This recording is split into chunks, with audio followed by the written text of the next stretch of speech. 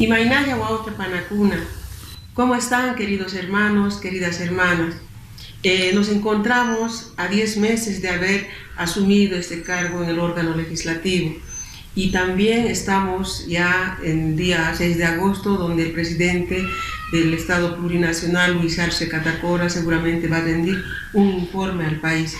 Pero los pueblos indígenas también tenemos algo que decir, ¿no? ¿Qué es lo que ha pasado en estos casi 10 meses de gobierno?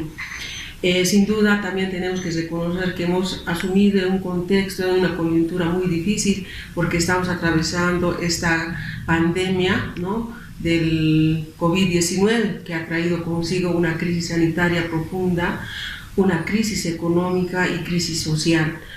Pero también no tenemos que dejar de decir de que el gobierno ha priorizado en estos 10 meses la persecución política, querer imponer una falsa narrativa de que en Bolivia hubo golpe de Estado. Y para esa situación el gobierno ha utilizado todas las instancias del Estado, todas las instituciones del Estado a su servicio, y a tal punto de olvidarse de lo más importante, como es el tema de salud, educación y economía, ¿no? En salud, por ejemplo, primero nos ha dicho aguántense. En economía dijo que ya está todo, que ha reactivado, que el país está feliz nuevamente viviendo una bonanza económica. Y en educación lo mismo, que todos los estudiantes están en buenas condiciones. Pero desde los pueblos indígenas lo que queremos decir es lo siguiente.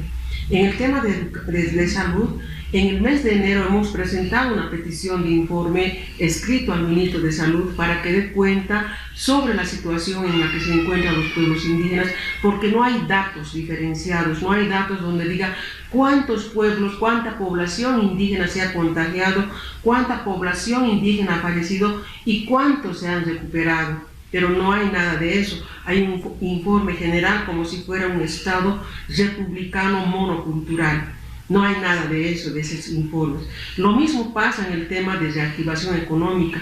Lo que ha hecho el gobierno es profundizar el modelo de desarrollo económico extractivista. Y lo que hemos visto en estos días es avasallamiento a territorios indígenas, incendios en los territorios indígenas, peleas.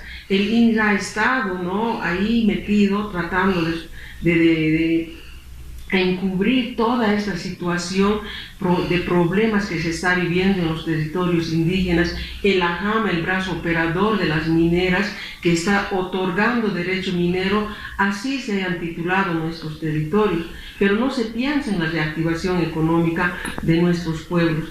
Entonces esta reactivación económica trae consigo el avasallamiento, el despojo de los derechos de los pueblos indígenas. Y también lo mismo podríamos decir en el tema de educación.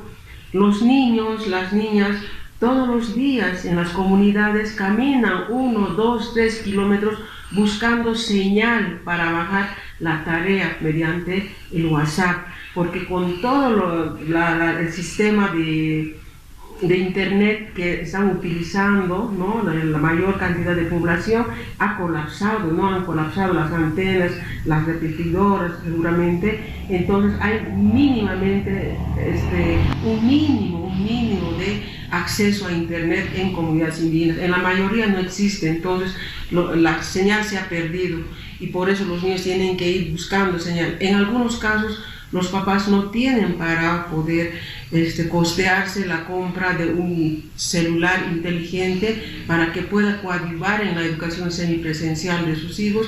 Muchos han estado abandonando.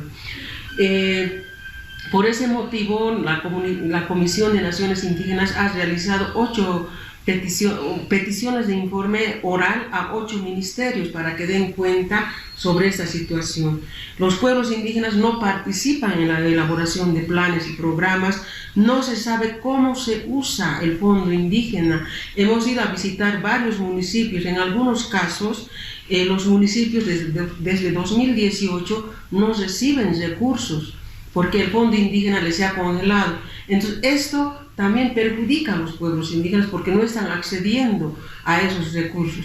En otros casos los alcaldes más algunos dirigentes gastan la plata se reparten para gastar, pero no se beneficia a los pueblos indígenas, no participan como quieren que se ejecuten estos recursos. Entonces el gobierno en algunos casos nos dice, ustedes tienen el fondo indígena, en los pueblos indígenas no tenemos ni el fondo indígena ni otros recursos, porque desde el Ministerio de Desarrollo Rural ya vienen planificados los proyectos para que se ejecuten, ya sea en las comunidades indígenas, campesinas.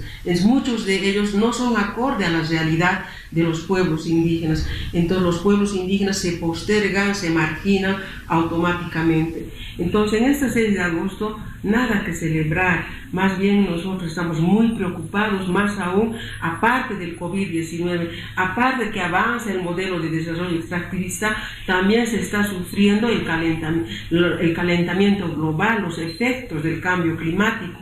En estos tiempos el clima ha variado, hay largas sequías, largas heladas, ya no llueve en su tiempo, 3 años ya algunas comunidades no han recibido cosecha, en algunas comunidades están vendiendo sus ganados porque no hay forrajes. Basta ir a las ferias de Caracollo, Chayapata, en Potosí también, donde la gente está muy preocupada porque no hay producción.